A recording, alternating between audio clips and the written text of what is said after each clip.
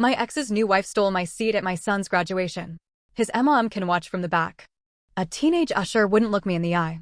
"Ma'am," he said, "those front seats aren't yours anymore." Behind him, in row B, sat the woman who'd taken my place, laughing. My ex-husband said nothing.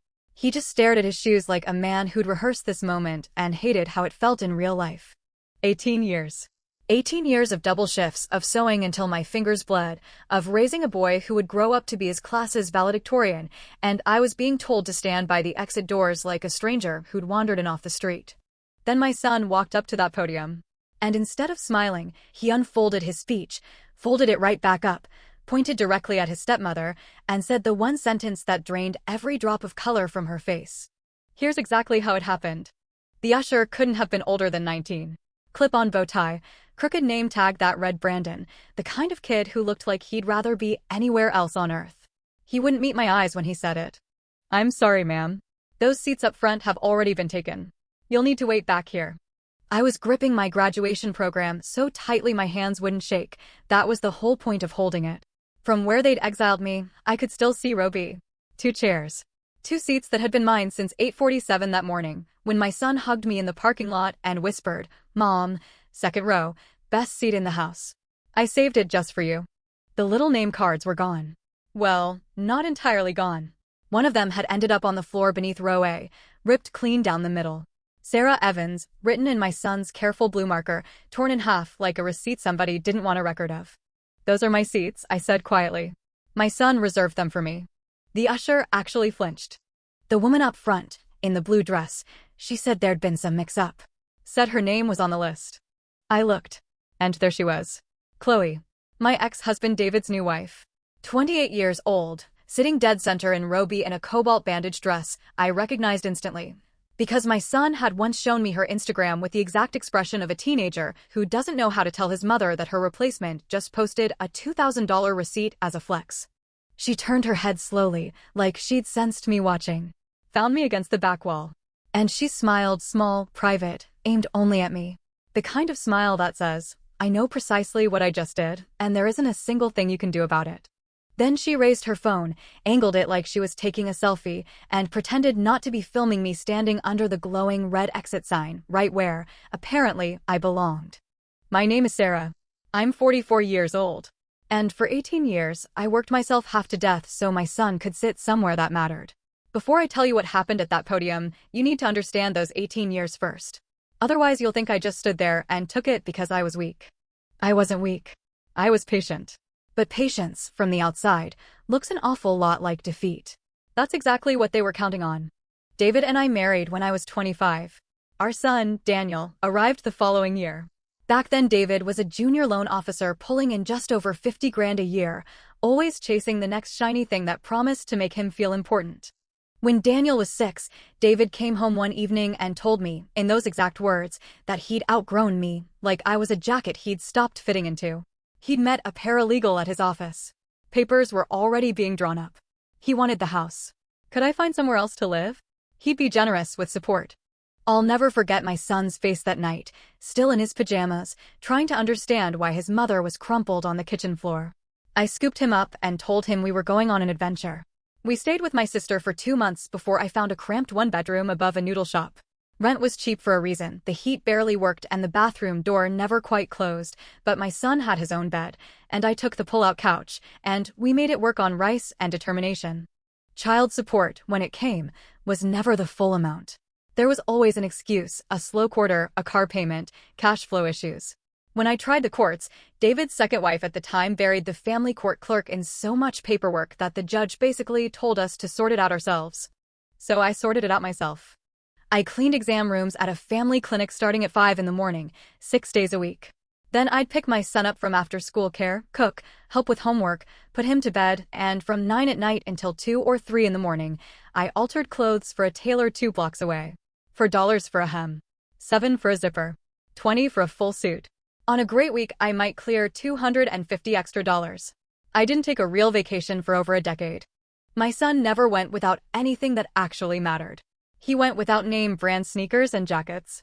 What he had instead was a mother who never missed a single thing, and a mind. It turned out that was extraordinary. He was reading years ahead of grade level before he'd even lost all his baby teeth. His pediatrician, a woman with over 20 years in practice, pulled me aside when he was 9 and told me flatly, "Don't let public school waste this kid. He's gifted." So I didn't let them waste him. I drove him 40 minutes each way to a magnet school. I drove him to summer STEM programs. I drove him to robotics meets in the basements of churches and once to a statewide math competition in a car that overheated twice on the highway. David showed up for exactly 2 things in 12 years. A science fair win in 6th grade, where he posed for a photo with the trophy and posted it online with a caption about how proud he was, racking up 100-some likes. And an 8th grade graduation, where he brought his second wife, stayed for photos, and left. He also showed up to a senior awards banquet a month before graduation, with wife number 3 by then, where she got into a hushed argument with my son's calculus teacher about whether she was entitled to a seat at our family's table. She wasn't. It was a table for 5, and there were exactly 5 of us. That was David. A father who existed in photographs. He missed the 103-degree fevers.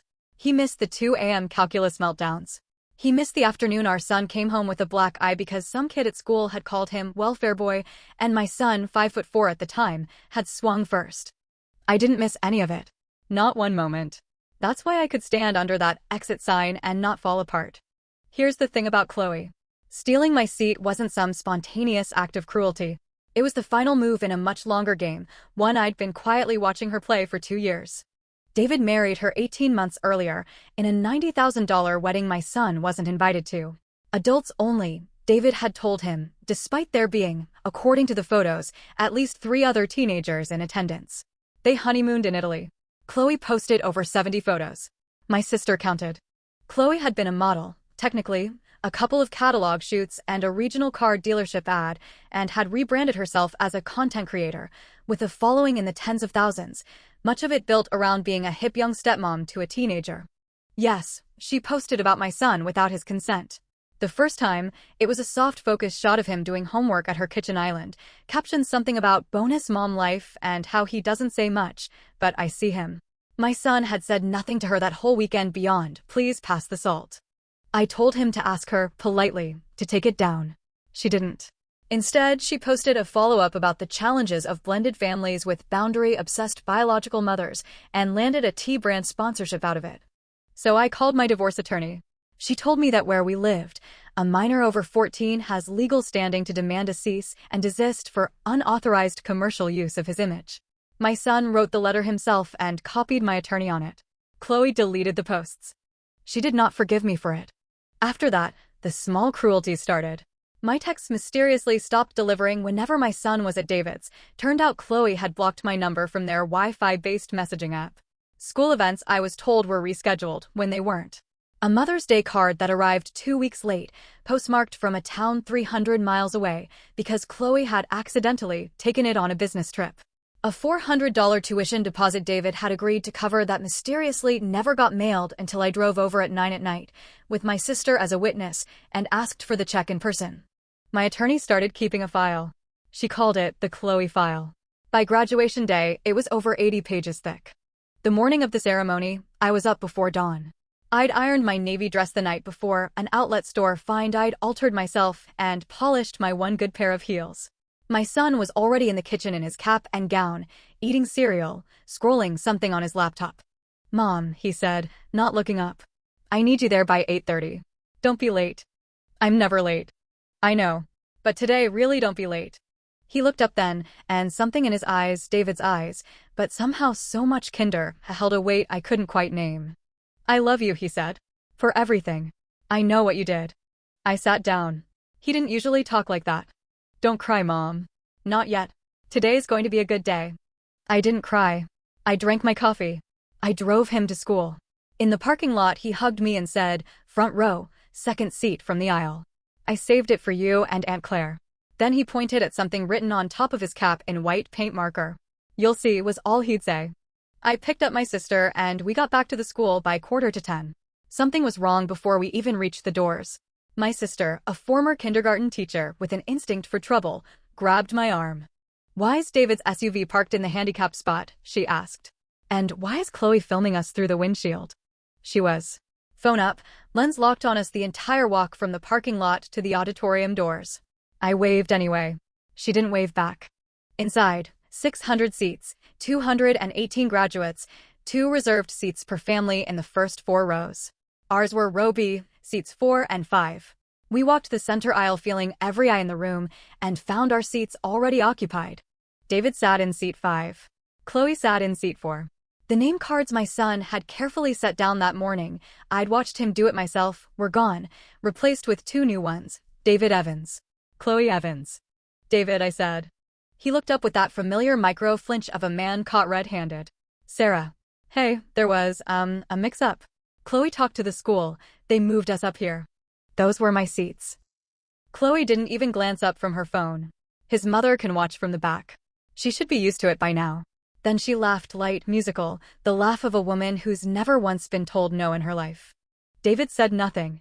He stared at his program like it held the answers to a test he hadn't studied for. My sister's grip tightened on my arm hard enough to hurt. Let me drag her out of this seat by her hair, she whispered. I'll take whatever comes. No, not today. Don't ruin this for him. That's when Brandon the usher appeared at my elbow and delivered his line about the seats being taken, pointing me toward the back wall, under the red glow of the exit sign. I looked at Chloe one more time. She winked at me. Then came the phone, tilted at that fake selfie angle, filming. I let the usher walk me to the back. I didn't cry. My sister shook with fury for a solid half-hour beside me.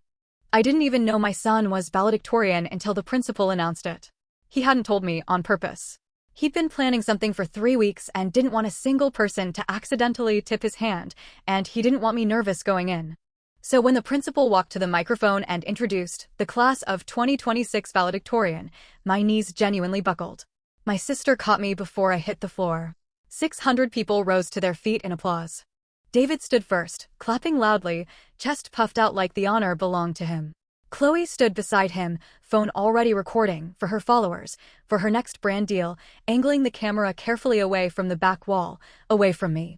My son walked up the steps. He didn't look at his father. He didn't look at Chloe. He looked straight past 600 people, all the way to the back, to me under that red light, and his eyes went cold. Not sad. Not angry. Cold.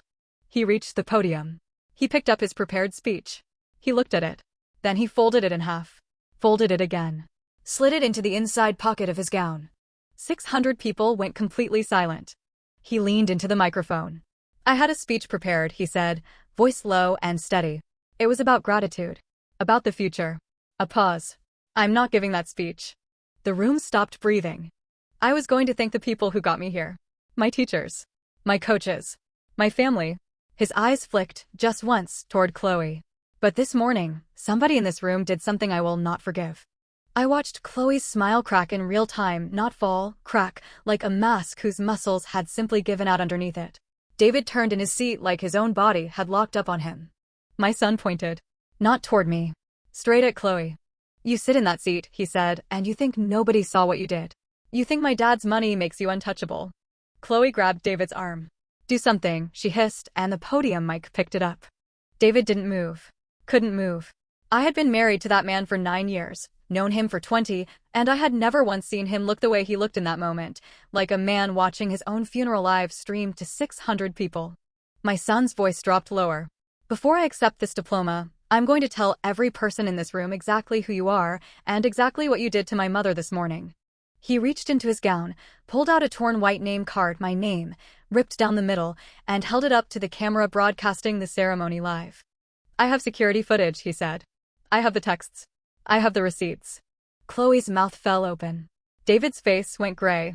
In about 30 seconds, my son said, leaning into the mic, this entire room is going to know exactly why my father's wife is about to lose everything. Here's what my son had actually done.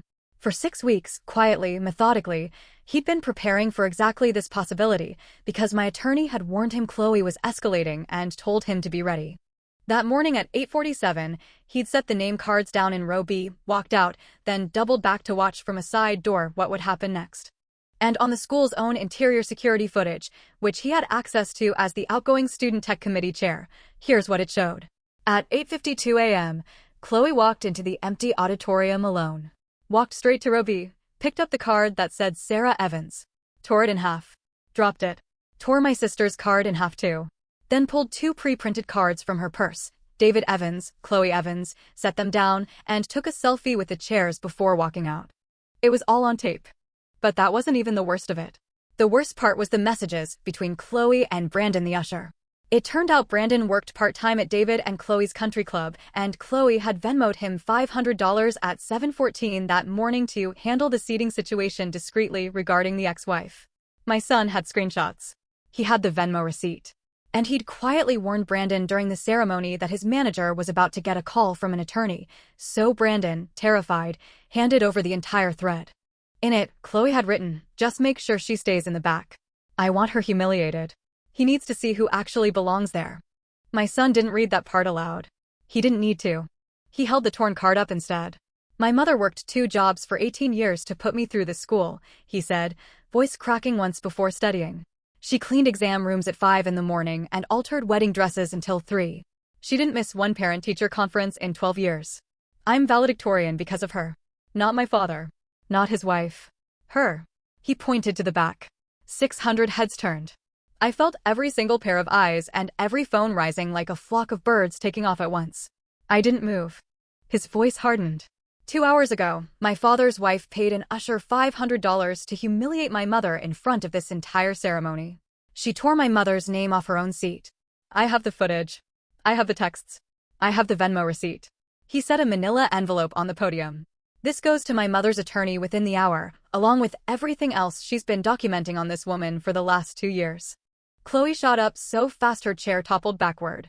She grabbed her purse and made for the aisle, right as the school's resource officer, who'd been posted quietly at a side door the entire ceremony, stepped smoothly into the aisle. He didn't touch her. He just stood there. She stopped. David finally turned and looked at me. 1 second. 18 years distilled into 1 second. The face of a man watching the story he told himself about who he was collapse in front of 600 witnesses. I didn't do anything. I just stood there under the red light. My son leaned back into the mic. "I want to finish with one thing." He looked at his father. "Dad, I love you. I always will. But you haven't been a father to me. You've been a face in photographs." He gestured briefly toward Chloe, now trapped between an overturned chair and the officer. "And whatever you want to call yourself, stepmom, bonus mom, whatever you've captioned it, you were never my family. You never will be." He pulled off his cap. Written across the top in careful block letters. "Thank you, Mom. Row 2 or row 22, you're always front row to me." The auditorium exploded. I have never in my life heard a sound like it. 600 people on their feet, the entire graduating class screaming, teachers crying into their programs. My sister sobbed and laughed at the same time. I did not cry. I want you to know that. I stood under that red exit sign, watched my son on that stage, and thought only, we did it. He's okay. The aftermath came fast. The ceremony had been live-streamed unedited, and the clip of my son's speech hit the internet before the staff even realized what had happened. 11,000 views in the first hour. Over 4 million by the next morning. Nearly 40 million by the end of the week, reposted everywhere under captions like, "Valedictorian exposes stepmom live on stream." Chloe's account, 80-some thousand followers, was gone within 3 days, pulled by the platform itself after every brand she'd partnered with publicly cut ties. A reporter who'd covered our school district for 16 years knocked on my door and asked, respectfully, if I wanted to comment. My son already said everything I needed him to, I told her. She used it as her closing line. David filed for divorce from Chloe 7 weeks later. Turned out my attorney's file held one more detail. Chloe had been quietly siphoning money from their joint account into personal payment apps for the entire 18 months of their marriage. A forensic accountant put the total north of $140,000. David, a man who'd shorted his own son on child support for over a decade, citing cash flow issues, hadn't noticed $140,000 disappearing into designer dresses, a luxury bracelet, and wellness retreats. That turned out to be weekends with a personal trainer. The prenup his own attorney had insisted on held up perfectly. Chloe walked away with nothing. I don't know where she is now. I don't care. The usher was quietly removed from his role, and his college was notified. To his credit, he wrote my son a 4-page handwritten apology, and my son, being a far better person than I've ever managed to be, actually accepted it. 3 months after graduation, my son started college on a full scholarship.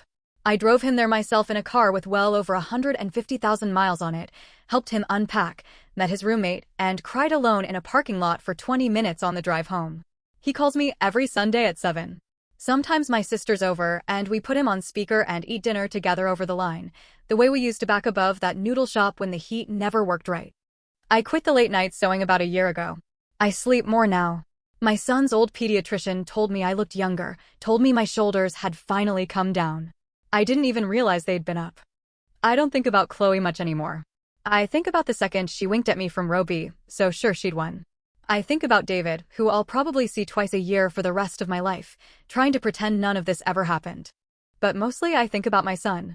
About the moment his eyes went cold from that podium, and I realized with a jolt I'll feel for the rest of my life, that the careful, quiet little boy I'd carried up the stairs of that apartment had grown into a young man who could bring a room of 600 people to a dead stop with a folded piece of paper. There's one more thing he told me. 3 hours into the drive to college, staring out the window, he said quietly, "Mom, I knew about the usher before it happened." I turned. What? Brandon's in my stats class. He texted me at 7:12 that morning, thought it was funny, figured I'd want to know what your dad's wife was offering him. You told him to take the money? I told him to take the money and do exactly what she asked, and then send me everything. The whole thread. The Venmo. All of it. Michael, she was going to do it either way. With or without him. I just made sure it was on tape. I had to pull over. I sat there a full minute, staring at the wheel, and then I looked at my 18-year-old son, on his way to college, and I started laughing. Because I realized in that moment that the boy I'd raised on rice and library books and 2 a.m. calculus sessions hadn't needed me to protect him anymore. I'd spent 18 years teaching him patience, caution, strategy, and he'd been listening the entire time. When the moment came, he hadn't panicked. He'd built the trap himself and simply waited for her to walk into it. I started the car and pulled back onto the highway. "I love you," I said. "So much." "I know, Mom." Then, quieter, looking out at the trees, row 22 was always good enough. They just never knew it.